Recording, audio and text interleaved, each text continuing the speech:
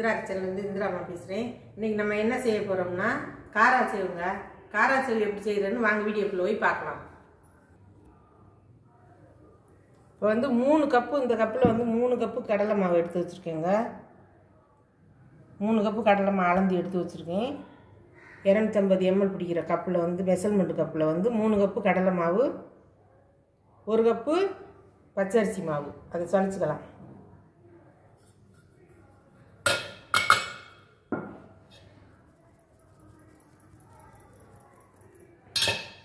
இந்த எல்லா கடலை மாவு 3 கப்பையும் சளிச்சு எடுத்துக்கலாம்.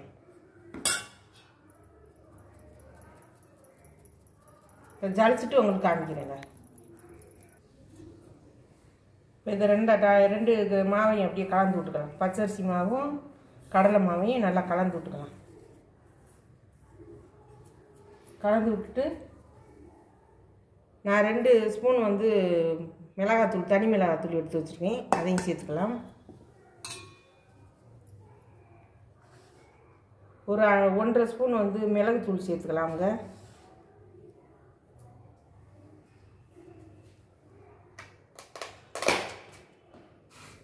ஒரு 1/4 ஸ்பூன் ஓமம்,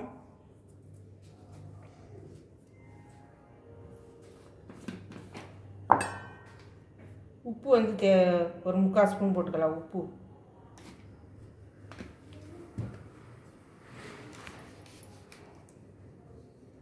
பெருங்காயத்தூள் வந்து ஒரு 1/2 ஸ்பூன் போட்டுக்கலாம்.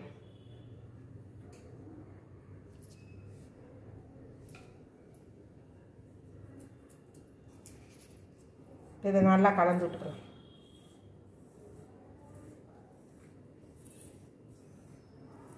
ஓமம் நீங்கள் வந்து தேவைன்னா போட்டுக்கோங்க, இல்லைன்னா வேண்டானா விட்டுருங்க. ஓமம் போட்டால் கொஞ்சம் நல்லா ஜீரணமாகும். ஓமம் மிளகு போட்டோம்னா அந்த நெஞ்சு கரிப்பு இருக்காது, அதுக்காகத்தான் போட்டிருக்கேன்.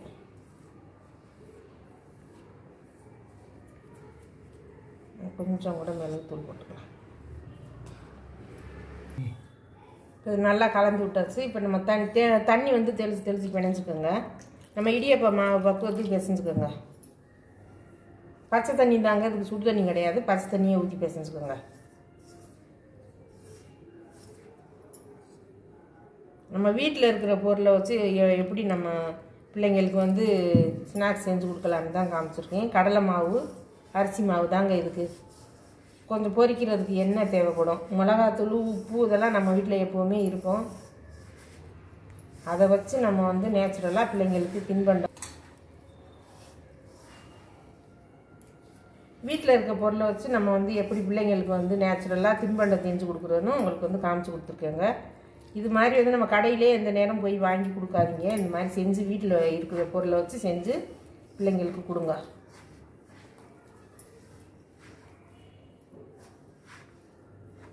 சூடாக எண்ணெய் இருக்குது. நான் ஃபஸ்ட்டு மாவுலேயே ஊற்றி கலந்துருக்கணும், நான் எடுத்துகிட்டு வந்துடுறேன். எண்ணெய் கொஞ்சம் ஊற்றிக்கலாங்க. இந்த மாதிரி நல்லா சூடாக ஊற்றிக்கோங்க.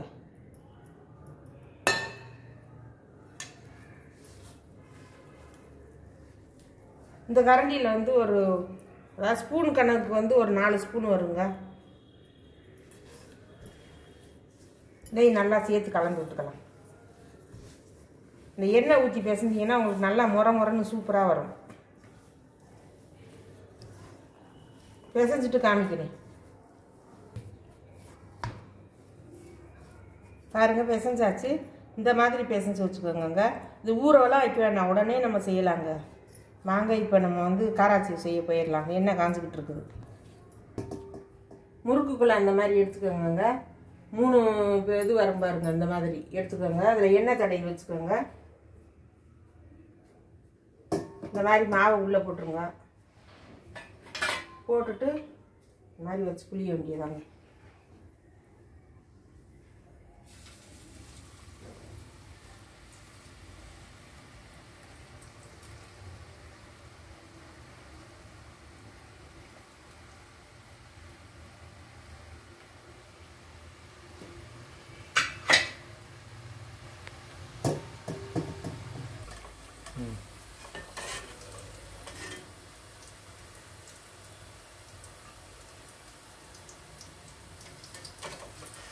இதை வாங்க திருப்பி விட்டுக்கலாம்.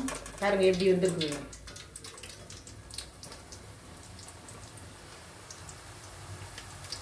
அடுப்பை வந்து ஒரு நடுத்தரமாக வச்சுக்கோங்க. ரொம்பவும் சிம்மு வேண்டாம், ரொம்பவும் அதிகமாகவும் எரிய விட வேண்டாம்.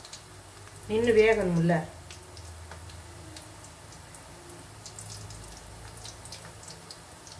வேகட்டும். செவக்க வேக ஒட்டி நான் எடுக்கும் போது காமிக்கிறேன். வாங்க, அந்த நுரையெல்லாம் அடங்கிடுச்சு பாருங்க. நல்லா சிவந்து வந்துடுச்சு. இப்போ எடுத்துக்கலாம்.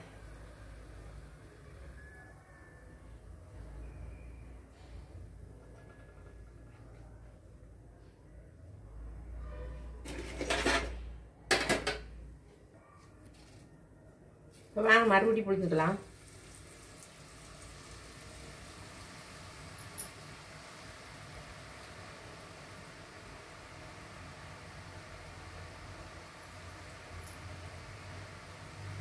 கையில் ஆவி அடிச்சு விடாமல் பார்த்து புளிங்க. புளியும் போது இப்போ இதுவும் கீழ்ப்பா நல்லா வெந்துருச்சு. இப்போ வந்து இப்படி திருப்பி போட்டுக்கலாம். பொறுமையாக திருப்பி விடுங்க.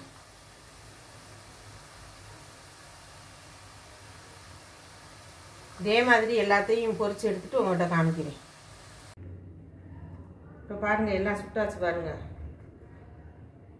காராச்சேவு செமையாக வந்துருக்கு பாருங்கள். இது வந்து லாஸ்ட் மாவு கட்டை மாதிரி கட்டி போட்டு பாருங்கள் எத்தனை வந்துருக்குங்க. 1 கப்பு அரிசி மாவு, 3 கப்பு தான் போட்டோம் கடலை மாவு. எத்தனை வந்துருக்குன்னு பாருங்கள். 6 வந்துருக்குதுங்க. 6 7 வந்து, ஆமாம் 6 வந்துருக்கு. இதை நம்ம உடச்சி இப்படி நொறுக்கினோம்னாலே நொறுங்கிருங்க. இந்த மாதிரி ஒரு கையை வச்சு அழுத்துறேன் பாருங்கள். இந்த மாதிரி அழுத்தினோம்னாலே நொறுங்கிரும். சூப்பராக முறன்னு வந்திருக்கு பாருங்கள். மிளகாத்தூள், அந்த மிளகுத்தூள், அது அந்த ஓமம் போட்டது செம்ம சூப்பராக இருக்குதுங்க. அருமையாக டேஸ்ட் நாக்கில் ஒட்டிக்கிட்டு இருக்குது பாருங்கள். இதே மாதிரி செஞ்சு சாப்பிட்டு பார்த்துட்டு, இந்த அளவுகளோடய செஞ்சு சாப்பிட்டு பார்த்துட்டு எனக்கு கமெண்ட் பண்ணுங்கள், லைக் பண்ணுங்கள், ஷேர் பண்ணுங்கள், சப்ஸ்கிரைப் பண்ணுங்கள், பெல் பட்டனை கிளிக் பண்ணுங்கள். எனக்கு சப்போர்ட் பண்ணுங்கள். நன்றி, வணக்கம்.